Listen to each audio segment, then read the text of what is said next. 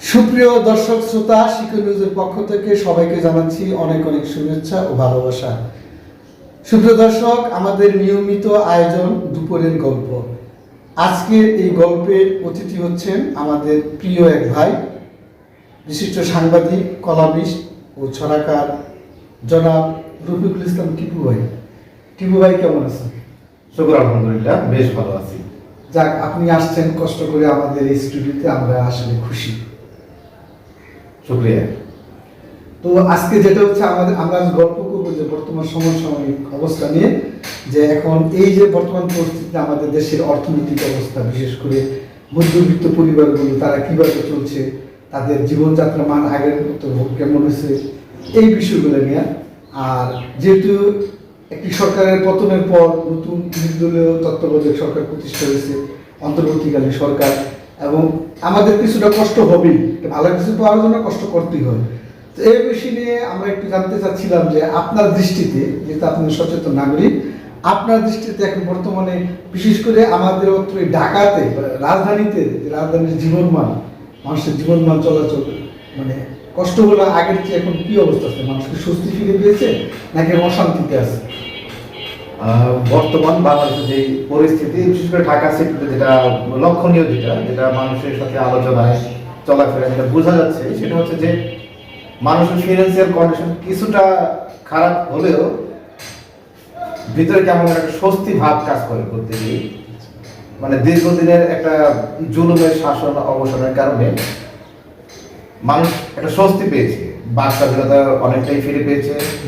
বাক স্বাধীনতা ফিরে পাওয়ার পরে মানুষ মোটামুটি আলহামদুলিল্লাহ মানুষ ভালো আছে। আর অর্থনৈতিক অবস্থাটা যেটা বলতেছেন, হঠাৎ করে একটা দীর্ঘদিনের মোটামুটি মাসখানেকের একটা ঝামেলা গেছে। এগুলো হচ্ছে লুটপাটের কারণে ব্যাংকিং সেক্টরগুলো তো একেবারে শূন্য প্রায়, সেটা আস্তে আস্তে রিকভার করে উঠতে তো একটা সময় লাগবে। এই সময়তে মানুষ ধীরে ধীরে আবার সবকিছু রিকভার করে উঠবে ইনশাল্লাহ। আর বিশেষ করে আমাদের যে বর্তমান সরকার যারা আছেন, তারা সবাই মোটামুটি ভালো মানুষ এবং সবাই যোগ্য মানুষ। আমরা আশা করি দ্রুত দেশটা গুছিয়ে আনবেন তারা। এবং বিশেষ করে সবচেয়ে লক্ষণীয় যে বিষয়টা, তরুণ সমাজ কিন্তু এখন অন্যায় দেখলেই তারা খুব প্রতিবাদী হয়ে ওঠে। এইটা একটা জাতির জন্য খুব আশাব্যঞ্জক একটা বিষয়, যে আগামীতে আবারও যে ওই যে বর্তমান সদ্য বিদায়ী যে সরকার, স্বৈরাচারী জুলুমবাজ সরকার যেটা করেছেন, আগামীতে কেউ এসে সেটা করবেন, এটা তারা চিন্তা করতে পারবে। এই ধরনের সাহস আর এই দেশে কেউ করতে পারবেন না। তবে ঠিক আছে, তবে আমার একটু জানাবেন, আপনি একটু বললেন যে সমাজপত্রের স্বাধীনতা, তো বিগত সরকার আমলতে আমাদের এতগুলো টিভি চ্যানেল, এত পত্রিকা, তো মোটামুটি তো সেই স্বাধীনতা ছিল না, নাকি এককভাবে ছিল, তখন সেন্সর ছিল সংবাদকর্মীদের জন্য বা এই ধরনের? এখন আমরা যারা সংবাদ মিডিয়া ছিল, অবাধ মিডিয়ার যুগ, এই অবাধ মিডিয়ার যুগ, অনেকগুলি পত্রিকা, অনেকগুলি চ্যানেল যদিও বিগত সরকার অনুমোদন দিয়েছিলেন, বাট সেই অনুমোদনটা কিন্তু শৃঙ্খল মুক্ত ছিল না। এইখানে আপনি, আমি, আমরা, বিশেষ করে এই সংবাদকর্মী যারা, আমরা সবাই জানি বিষয়টা, যে আমরা কিন্তু নিজের মনের যে অনুভূতিগুলো চাইলেই প্রকাশ করতে পারতাম না। আমাদের কিছু নিষেধাজ্ঞা থাকতো, কিছু গোপন চিঠি আসতো, কিছু আইন, কিছু কালো আইন, এরপরে হচ্ছে যে গোপন চিঠি আসতো যে কি করতে হবে।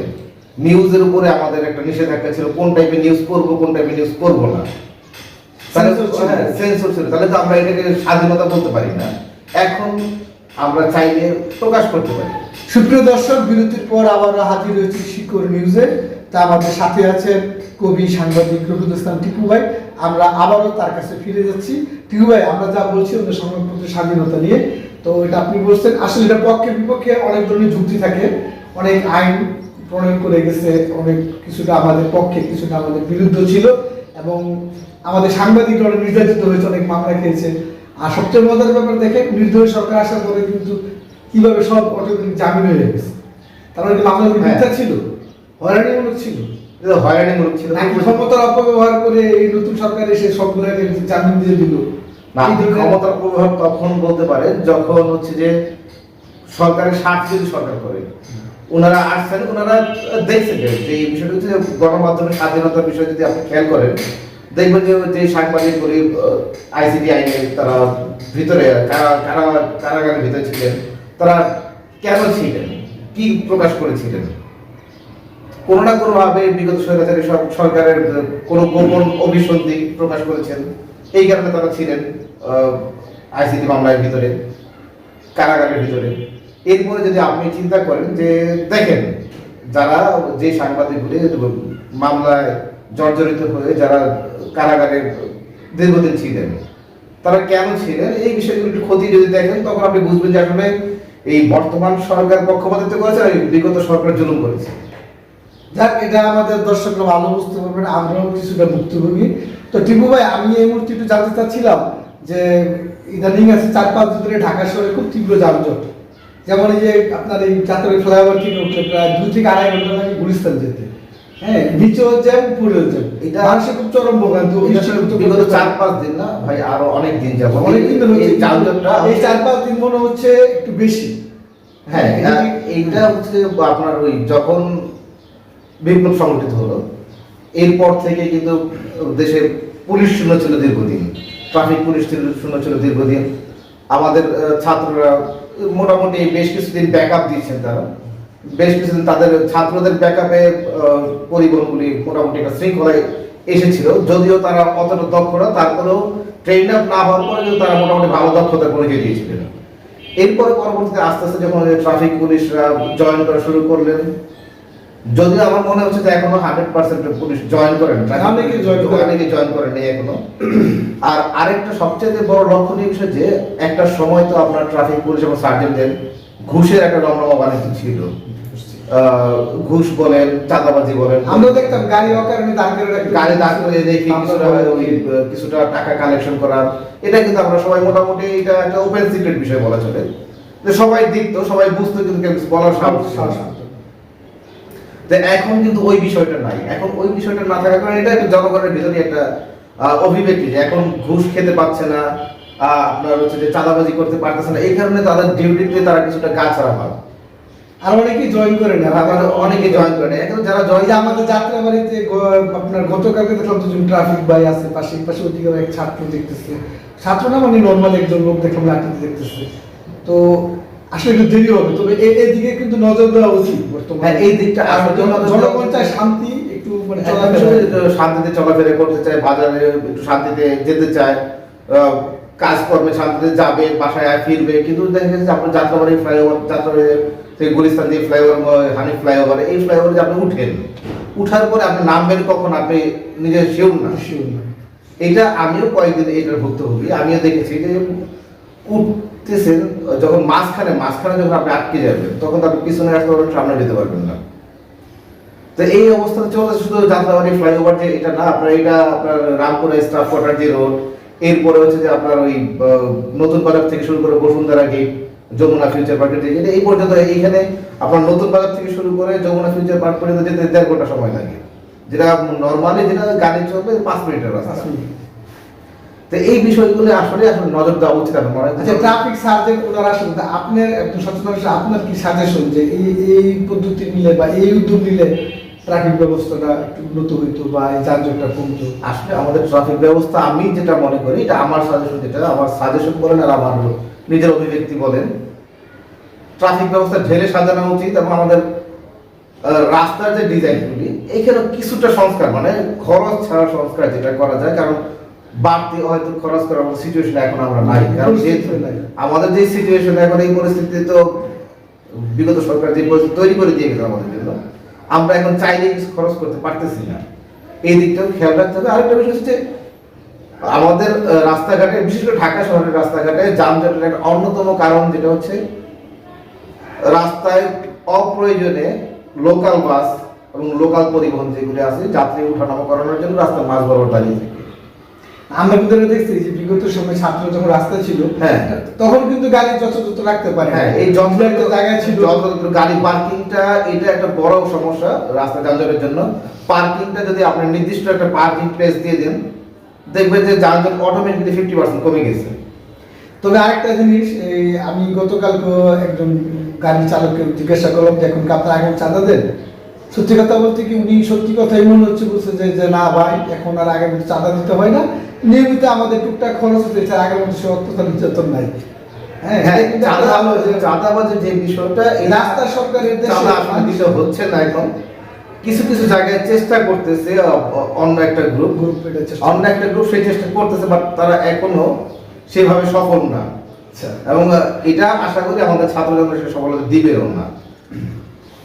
আর যানজট নিরসনের ক্ষেত্রে আরো একটা বড় যে বিষয়টা, সেটা হচ্ছে আপনার একেবারে রাস্তার উপরে ফুটপাত ঘেঁষে হকারদের যে দোকানপাট, এইটা আপনি চাইলেও হুট করে উঠাই দিতে পারতেছেন না, তাদেরকে পুনর্বাসনের একটা পুনর্বাসন না করা পর্যন্ত এটাই হবে না। এটা হচ্ছে একটা যুগোপযোগী পরিকল্পনা একটা নিয়ে তাদেরকে পুনর্বাসন করলেন, রাস্তাও হকার মুক্ত। তারপরে ফ্রাইডে মার্কেট গুলো কিন্তু আবার চালু করা দরকার।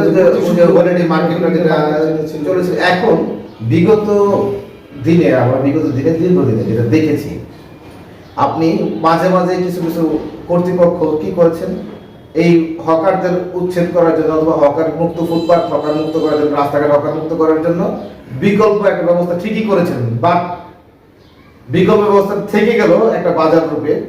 কিছুদিন পরে ওই বিকল্প ব্যবস্থার পাশাপাশি আবার সেই হকাররা রাস্তায় পড়ে গেল। এই দিকটাও খেয়াল রাখতে হবে যে হকারকে আপনি পুনর্বাসন করলেন, সেই হকাররা পুনর্বাসিত হলো, পরবর্তীতে নতুন কিছু হকার এসে আবার রাস্তায় আসলো, তাদেরকে আবার কোথায় পুনর্বাসিত করবেন। এই জন্য আমার যেটা মনে হয় যে একটু শক্ত আইন করা উচিত। তবে আমরা আশা করতেছি অনেক জায়গায় তো পরিবর্তন হচ্ছে, এটাও পরিবর্তন হবে, আমাদের ভিতরে সচেতনতা তৈরি হবে। তো টিপু ভাই, আজকে আমাদের গল্পে খুবই ভালো লাগলো। তবে আপনি ভালো আছেন এই বর্তমান পরিস্থিতিতে? এটা বলেন, আপনি নিজে ব্যক্তিগতভাবে কেমন আছেন? আমি খুব ভালো ফিল করতেছি, বিশেষ করে আমরা যারা একটু সচেতন, তারা কিন্তু কোনো অন্যায় সহ্য করতে পারি। অন্যায় দেখলে, যদি এতদিন অন্যায় দেখেছি, মুখ বুজে রেখেছি, কখনো চেষ্টা করেছি, কিন্তু ওই অসুর শক্তির বিরুদ্ধে সে হয়ে আমরা একা আসলে করা যায়। তবে অন্যায়কারীরা কিন্তু খোলস পাল্টায় আবার মাঠে নামে। হ্যাঁ, এইটা তো হচ্ছে যোগে যোগে কালে কালে এটা হয়েই আসে। আর আপনি ব্যক্তি একজন বা 300 জন বা 2000 লোক নেতা কর্মীদের থামালেন বা এরা উৎখাত হলে চলে গেল, বাকিগুলো কিন্তু রয়ে গেছে। এবং আপনি শুধু ওই দলকে বলবেন না, অন্য দলের মধ্যে এই যে নীতি, সেটা হচ্ছে যে এই ক্ষেত্রে অনেক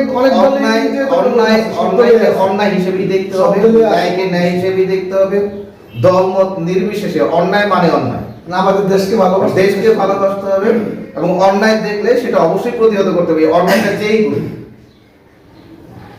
তো ঠিক আছে টিপু ভাই, ধন্যবাদ আপনাকে কষ্ট করে স্টুডিওতে আসার জন্য। সুপ্রিয় দর্শক, এতক্ষণ আমরা দেখছিলাম আসলে আমাদের এটা একটা মুক্ত আলোচনা গল্প। আমরা দুজন গল্প করলাম, গল্পের মধ্যে আমাদের ভুল ত্রুটি থাকতে পারে, তবে আমরা কারো দলের না, কারো পক্ষে না, আমরা হচ্ছি জনগণের পক্ষে। তো ভালো থাকুন, সুস্থ থাকুন। আজ এ পর্যন্তই। শিক্ষকের পক্ষ থেকে টিপু ভাই আপনাকে অনেক অনেক শুভেচ্ছা।